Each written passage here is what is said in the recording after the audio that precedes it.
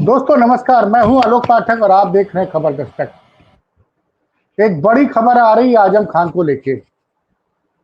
खबर यह है कि आजम खान को वायु श्रेणी की सुरक्षा वापस दे दी गई है।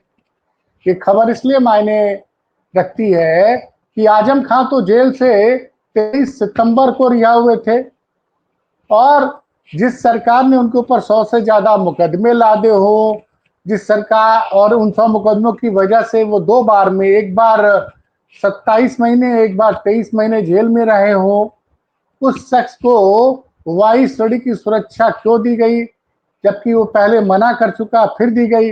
और जरा टाइमिंग सोचिएगा, 23 तारीख को आजम खान जेल से बाहर आते हैं, 8 तारीख को अखिलेश यादव उनसे मिलने जाते हैं, 9 तारीख को मायावती इनडायरेक्टली उनके बारे में कुछ कहती हैं कि अगर मुझे मिलना होगा तो मैं किसी से पब्लिकली मिलूंगी, चोरी छुपे नहीं मिलूंगी। उसके बाद पत्रकार उनसे सवाल पूछते हैं, क्योंकि एक पत्रकार हैं जिनको मैं मानता हूं कि वो बहुरूपीय पत्रकार है और वो एक झुल्लन टॉप टाइप का कोई चैनल है, झुल्लन टॉप टाइप का, उस पर उन्होंने दावा किया था कि मायावती की मुलाकात आजम खां के परिवार के साथ दिल्ली में हुई। इस बात का स्पष्ट खंडन किया मायावती ने। और ये मायावी पत्रकार जो है ना, ये जो बहुरूपीय पत्रकार है, लखनऊ और दिल्ली के बीच में काफी पाए जाते हैं। उसके बाद आजम खान से जब उनका रिएक्शन पूछा गया तो आजम खान ने बड़ी तारीफ के पुल बांध दिए मायावती जी के। और उन्होंने एक और खुलासा कर दिया कि मुझसे, चूंकि सुबह 4 बजे मैं एक नमाज पढ़ता हूँ, वो शब्द मुझे याद नहीं, वो कौन सी नमाज होती है 4 बजे, वो परवेज भाई बताएंगे। और उसके बाद मुझसे मिलने मेरे आवास पर उसी समय आया करते थे काशीराम जी, और फिर हमारे साथ 40-50 मिनट बात करते थे। नमाज के बाद मैं उनसे बात करता था, फिर चले जाते थे। यानी ये भी बताया कि बसपा के संस्थापक काशीराम से आजम खान के अच्छे ताल्लुकात थे। उन्होंने ये भी जिक्र किया कि वो हमारी मेहमान रही हैं, भले पॉलिटिकल रीजन से नहीं, लेकिन मैं किसी और रीजन से भी उनसे बात कर सकता हूँ, मिल सकता हूँ। तो उन्होंने इन संभावनाओं पर पूरी तरह से विराम नहीं लगाया। उन्होंने ये बताया कि पहले भी उनकी मेहमान रह चुकी है मायावती, और भविष्य में भी वो मायावती से मिल सकते हैं। उसके अगले दिन ही आश्चर्यजनक रूप से समाजवादी पार्टी के रामपुर के सांसद मोहबुल्ला नदवी, इन्होंने अचानक से आजम पर एक इंटरव्यू में, अब तक मोहबुल्ला नदवी नहीं बोल रहे थे, ये सही है कि लगातार आजम खान रामपुर के सांसद से अपनी नाराजगी जाहिर कर रहे थे, लेकिन वो बड़े सधे हुए शब्दों में बात कर रहे थे। उन्होंने रामपुर के नवाब के बारे में कुछ भी अशोभनीय शब्द का इस्तेमाल नहीं किया। लेकिन कल आश्चर्यजनक रूप से मोहबुल्ला नदवी ने कुछ इंटरव्यूज दिए, और इंटरव्यू में जिस तरह की भाषा थी, वो भाषा ऐसा लगा जैसा वो आजम खान को एक तरह से हड़का रहे हैं। पहले तो उन्होंने ये जिक्र किया कि मुझे जयप्रदा न समझा जाए, जिस तरह से जयप्रदा को टार्चर किया गया था उस तरह से मुझे टार्चर नहीं किया जा सकता।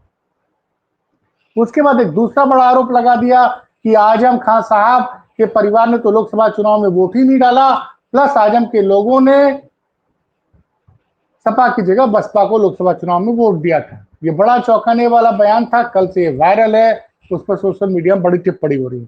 लेकिन इसी बीच आज खबर आती है कि योगी सरकार ने वायु सेना की सुरक्षा बहाल कर दी है आजम खान साहब की। जरा एक चीज का तरफ मैं दर्शकों का ध्यान दिलाना चाहूंगा कि हाल में जितने भी विधायक समाजवादी पार्टी से नाराज हुए, चाहे वो राज्यसभा चुनाव का मामला हो, चाहे अभी पूजा पाल बहुत नाराज हो गई थी, तो जितने भी विधायक नाराज हुए हैं उसमें से 3 बड़े नाम थे। एक था राकेश प्रताप सिंह, जो कि अमेठी के गौरीगंज विधानसभा से विधायक हैं, तीसरी बार समाजवादी पार्टी से, जिन्होंने राज्यसभा चुनाव में सपा प्रत्याशी को वोट न देकर भाजपा के धन धन मतलब क्या कहा जाएगा, उनको बड़े पैसे वाले एक सांसद हैं संजय सेठ, उनको वोट दिया था। और अभय सिंह और राकेश पांडे, इन तीनों लोगों को लोकसभा चुनाव के पहले वाई कैटेगरी की सुरक्षा दी गई थी। फिर अभी हाल में चर्चा में आई पूजा पाल, जो समाजवादी पार्टी से विधायक हैं चायल से, उनको भी वायु सेना की सुरक्षा दे दी जब उन्होंने विधानसभा के अंदर योगी आदित्यनाथ की तारीफ कर दी। और अतीक वाले मामले पर योगी आदित्यनाथ की खुलकर तारीफ की। सपा के जो करेक्टर होता है कि वो उनके कुछ कार्यकर्ताओं ने आरती पाल के खिलाफ, पूजा पाल के खिलाफ बहुत कुछ लिख दिया, तो तुरंत वायु सेना की सुरक्षा पूजा पाल को भी दे दी गई। तो क्या इस तरह से अपने सरकार का उपयोग करके वायु सेना की सुरक्षा दे करके या कुछ और तरह के लाभ देकर, बड़ा सवाल ये है क्या भारतीय जनता पार्टी समाजवादी पार्टी में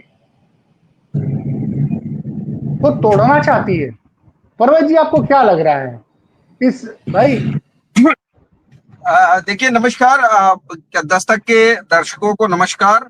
और आलोक जी, आपने एक ही सवाल में कई कई सवाल कर दिए हैं, तो उन सवालों का जवाब कई टुकड़ों में देना पड़ेगा। तो मैं दर्शकों को एक तो ये बताना चाहता हूं कि जब भी जिसकी भी सरकारें रही हैं, वो चाहे भाजपा की रही हो, चाहे सपा की रही हो, चाहे बसपा की रही हो, और चाहे अतीत में कांग्रेस की सरकार रही, अपने राजनीतिक हितों के लिए वो हमेशा अपने से सूटेबल लोगों को किसी न किसी रूप में उपकृत करती रही है। कुछ लोगों को सुरक्षा के जरिए, कुछ लोगों की जांचों के जरिए, कुछ लोगों के और दूसरे कामों के जरिए। ये राजनीति की एक स्थापित परंपरा है, ये कुछ भी नया नहीं है और ऐसा हमेशा होता रहा है। एक सवाल तो ये हो गई है। और ये जो सुरक्षा आजम साहब को मिली है, सरकार की मंशा तो है ही, बिना सरकार की मंशा के मिलती नहीं है, लेकिन सुप्रीम कोर्ट का एक आदेश भी है आजम के फेवर में, जिसमें ये कहा गया है कि उनके जान माल की हिफाजत की जाए। एक बहाना भी है सरकार के पास। अगर सरकार को आप सीधे कटघरे में खड़ा करने की कोशिश करेंगे तो वो सीधे कटघरे में नहीं खड़े होते। और आजम पर भी ये सीधा आरोप लगने की स्थिति नहीं है कि उन्होंने भाजपा सरकार से उपकृत हो लिया है। तो दो बातें तो आप ये समझ लीजिए। लेकिन बावजूद इसके बहुत सारे मामलों में कोर्ट के बहुत सारे आदेश हैं, सरकारें उस पर अपने तौर तरीकों से अमल करती हैं या अमल नहीं करती हैं। तो सरकार कहीं ना कहीं आजम को सुरक्षा देना चाहती है। संभव है उसे लगता हो कि जिस तरह से रामपुर के सांसद मोहिबुल्लाह नदवी ने लगातार उन पर हमले करने की कोशिश की है, राजनीतिक ये कहने की कोशिश की है कि कोई इतना बड़ा शेर नहीं है कि मुझे रोक ले, कोई ऐसी स्थिति आजम के साथ कोई अप्रिय घटना ना हो जाए। या भाई, आजम के रामपुर में सब समर्थक ही नहीं है, बहुत बड़े लोग, बड़ी संख्या में लोग उनके विरोधी भी है। और संभव है कि ऐसी स्थितियां आ जाएं। इन स्थितियों से बचने के लिए आजम को सरकार ने सुरक्षा दी हो। और एक जब आजम को कंटिन्यूअस जमानत हो रही थी मामलों की, तब भी ये संकेत थे कि सरकार अब आजम को लेकर थोड़ा सा लिबरल हो गई है। अब इसमें कौन सा राजनीतिक डिजाइन है ये तो वक्त के साथ पता चलेगा, लेकिन इसमें कोई शक नहीं कि सरकार ने उनको वायु श्रेणी सुरक्षा उपलब्ध करा दी है। ये दूसरी बात खत्म हो गई। तीसरी बात आलोक जी, मैं आपको बता दूं कि मोहिबुल्लाह नदवी जो भी बयानबाजी कर रहे हैं और जो अफवाहें फैल रही हैं कि उन्हें समाजवादी पार्टी का इशारा है, वो पूरी तरीके से गलत है। मैं समाजवादी पार्टी को से ना ताल्लुक रखता हूं, ना मेरा समाजवादी पार्टी से कोई लेना लादना है, लेकिन फिर भी मैं इस बात को कह रहा हूं कि अखिलेश यादव सपा के जो राष्ट्रीय अध्यक्ष हैं, जो पूर्व मुख्यमंत्री हैं, वो इतनी हल्की राजनीति नहीं करते हैं, इतनी हल्की राजनीति नहीं करते हैं कि उनके इशारे पर मोहिबुल्लाह नदवी बोले। मोहिबुल्लाह नदवी की फीडिंग उत्तर प्रदेश के एक अफसर की ओर से हो रही है, जो जिसके संरक्षण में वो बयानबाजी कर रहे हैं। इस बात को अच्छी तरह समझ लीजिए कि इसमें अखिलेश यादव का कोई रोल नहीं है। मैं रोक रहा हूं भाई। एक अधिकारी इतना ताकतवर हो गया है, इसका मतलब उस अधिकारी को ऊपर से आदेश है, वो भाजपा के एजेंट के रूप में काम कर रहा है, तभी ना वो एक सांसद से कह रहा है कि तुम इस तरह की राजनीतिक बयान दो। अधिकारी का काम तो ये है नहीं। देखिए आलोक जी, आप इसको अगर साबित करने की कोशिश करेंगे तो ये कभी साबित नहीं हो सकता कि किसी अधिकारी ने किसी को भरोसा दिलाया है। लेकिन मैं राजनैतिक रूप से आपको इतना आश्वस्त कर सकता हूं, आपके दर्शकों को आश्वस्त कर सकता हूं कि अखिलेश यादव ने किसी तरह का कोई इशारा नहीं किया है मोहिबुल्लाह नदवी को, बल्कि मेरे अपने सूत्रों का कहना है कि सैफई से उन्होंने फोन करके मोहिबुल्लाह नदवी को डांटा है कि तुमने टीवी में ये सब बातें बोली कैसे। और मैं आपको बता रहा हूं कि अगर यही स्थिति रही तो मोहिबुल्लाह नदवी का समाजवादी पार्टी से उल्टी गिनती शुरू हो गई है। आजम खां की कोई कुछ बिगड़ने नहीं जा रहा है, या आजम खां का कोई राजनीतिक नुकसान नहीं होने जा रहा है। मोहिबुल्लाह नदवी की जरूर समाजवादी पार्टी से विदाई संभव हो सकती है। आलोक जी, नहीं, आप तो बड़ा खुलासा कर रहे हैं हमारे चैनल पे कि अखिलेश यादव ने मोहबुल्ला नदवी को डांटा है कि आपने आजम के बारे में क्यों बयान दिया मीडिया में। लेकिन मैं सवाल ये पूरे उठता है। भरोसे से मैं अपने सूत्रों पर पूरे यकीन के साथ कह सकता हूं। देखिए, ये भी साबित नहीं हो सकता, लेकिन राजनीति में सूत्रों के हवाले से बहुत खबरें होती हैं, और मैं उन्हीं अपने भरोसेमंद सूत्र के हवाले से ये कह रहा हूं कि सैफई में रहते हुए नेताजी की पुण्यतिथि पर अखिलेश जी, समाजवादी पार्टी के राष्ट्रीय अध्यक्ष अखिलेश जी ने मोहिबुल्लाह नदवी को इस बात के लिए फोन करके कहा है कि तुम बयानबाजी कैसे कर रहे हो। मैंने तुम्हें पहले भी बयानबाजी करने से रोका था। आप इसे तो खुलासा फिर भी मान सकते हैं, आप मेरी राजनीतिक रिश्तों की ताकत भी मान सकते हैं, आप ये भी मान सकते हैं कि एक पत्रकार जो किसी पार्टी में बहुत दिनों से नहीं जा रहा है, उसके अब भी ऐसे रिश्ते हैं कि लोग उतनी गंभीर बातें उसे बता रहे हैं, तीनों बातें। लेकिन सर ये बताइए कि इसका मतलब तो भारतीय जनता पार्टी समाजवादी पार्टी में चाहती है कि समाजवादी पार्टी में मतलब टूट जाए, उसमें वो एक न रहे, वो कई टुकड़ों में बढ़ जाए। ये तो पूरा खेल समझ आलोक में आ जी रहा फिर है। आलोक जी फिर इस बात को समझ लीजिए कि मोहिबुल्लाह नदवी साहब का, वो सांसद जरूर हम्म। हैं, लेकिन हम्म। कोई राजनीतिक अस्तित्व तो नहीं है। ना उनकी अरे, कोई राजनीतिक पहचान है व्यक्तिगत रूप से, ना व्यक्तिगत रूप से उनके पीछे चलने वाले 50 लोग हैं। वो जो कुछ भी है, वो समाजवादी पार्टी के नाम, उसके निशान और उसके नेताओं की पहचान के चलते उनकी अपनी पहचान है। तो ऐसे, नहीं नहीं। और दूसरी तरफ आजम खां है, जिनकी अपनी भी शख्सियत है, अपनी भी राजनीतिक पहचान है, जिनके अपने संघर्षों की कहानी है, जिनके अपनी तुनक मिजाजी है, तमाम चीजें हैं। तमाम तुनक मिजाजियों के बावजूद आजम साहब जब बोलते हैं तो अपनी लॉयल्टी को समाजवादी पार्टी के नेतृत्व के इर्द गिर्द ही रखते हैं। वो अपनी लॉयल्टी को कभी भी इधर उधर नहीं करते हैं। तो आप इस बात को बिल्कुल गंभीरता से समझ लीजिए कि कोई भी राजनीतिक दल कम से कम आजम खां को सपा से अलग नहीं कर सकता है। अरे और आप अखिलेश आजम जी खां ने को जो कहा, इस बात नहीं, मेरी बात समझिए ना। आजम खां मायावती की तारीफ कर रहे हैं, उस दिन तारीफ कर रहे हैं जिस दिन अखिलेश यादव बोल रहे हैं कि बहन जी इन्होंने बहुत सीधे शब्दों में तो नहीं, लेकिन क्या एक तरह से ये बोल दिया मायावती के ऊपर, ये बोल दिया कि भाई जो अत्याचार करने वाले हैं उनकी वो तारीफ कर रही हैं। भाई मायावती ने अपने भाषण में बजाय योगी को निशाने पे लेने लेने को ज्यादा निशाना तो उन्होंने अखिलेश यादव पे लगाया, और ये भी लगाया कि ये जब सत्ता के बाहर होते हैं तो पीडीए की बात करते हैं। तो आप समझिए ना, देखिए अखिलेश यादव ने देखिए इनडायरेक्टली। आलोक जी, मैं पूरी बिटवीन द लाइन पॉलिटिक्स की समझने की कोशिश कर रहा हूं। मैं बहुत ये नहीं कह सकता हूं कि मैं जो कह रहा हूं वही सच है, लेकिन मैं आपको ये बताता हूं कि बड़े नेताओं में एक जो आजम के दौर के नेता हैं, जो 70-75 साल की उम्र पार कर चुके हैं, वो नेता सीधे सीधे कभी भी किसी पर कोई हमला नहीं करते हैं। आपने देखा होगा कि आजम साहब नरेंद्र मोदी, योगी आदित्यनाथ पर भी हमला करते हैं, लेकिन संकेतों में करते हैं। आपने ये भी देखा कि अखिलेश यादव जी भी प्रधानमंत्री या गृह मंत्री या उत्तर प्रदेश के मुख्यमंत्री को सीधे कभी कुछ भी नहीं बोलते हैं। वो जो भी बात कहते हैं वो इशारों में कहते हैं। तो एक ये बड़े नेताओं की पॉलिटिक्स होती है, तो उस पॉलिटिक्स को उस तरह से देखिए। दूसरी बात, इसमें कोई शक नहीं है, आजम साहब ने जो बात कही है, हम पीडीए की पॉलिटिक्स कर रहे हैं, उस पीडीए की पॉलिटिक्स में अगर कोई नेता पीडीए के नेता पर हमला करेगा, मायावती को भी पीडीए का नेता ही मानिए आप, अगर उस पर कोई हमला करेगा तो वो अपना नुकसान करेगा।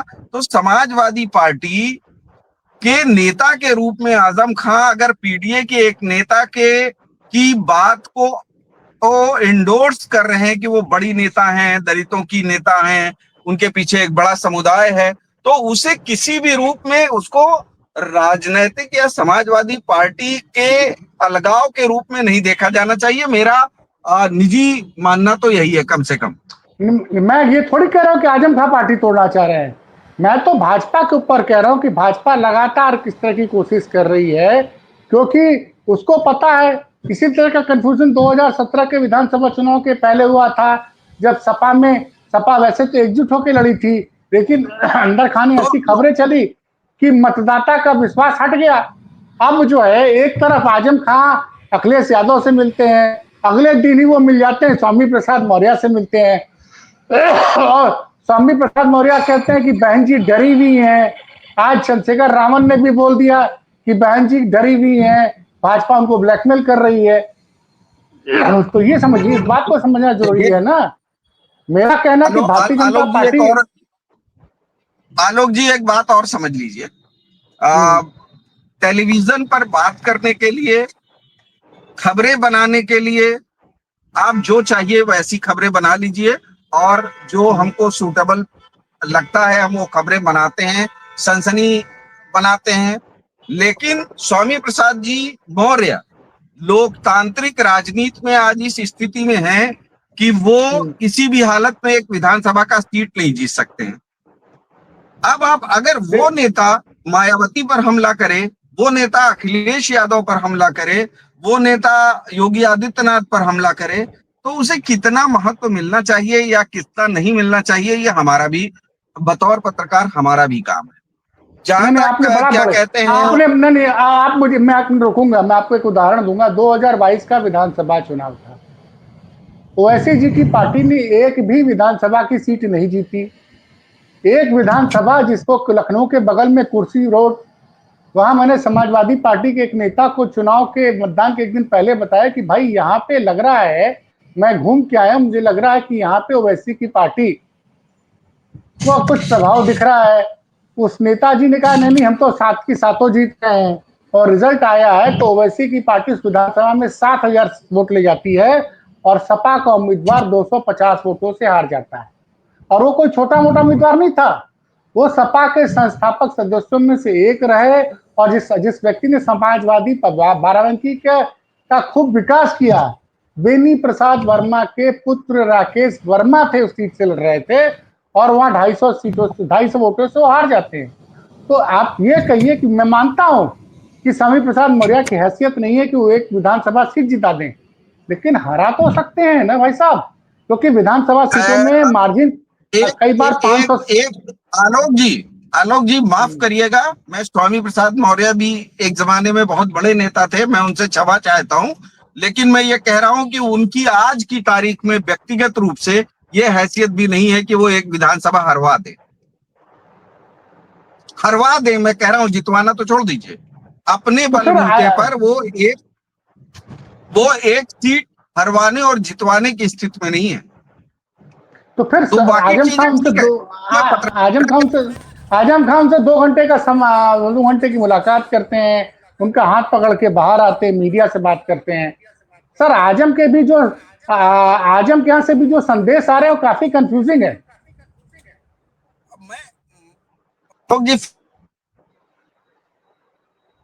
आवाज नहीं आ रही सर। देश है, मैं ये बात कह रहा, मैं अब आवाज आ रही है? अब आ रही है। आवाज आ रही है आलोक जी? अब आ रही है। मैं ये कह रहा था, मैं ये कह रहा हूं कि किस नेता के बारे में चर्चा की।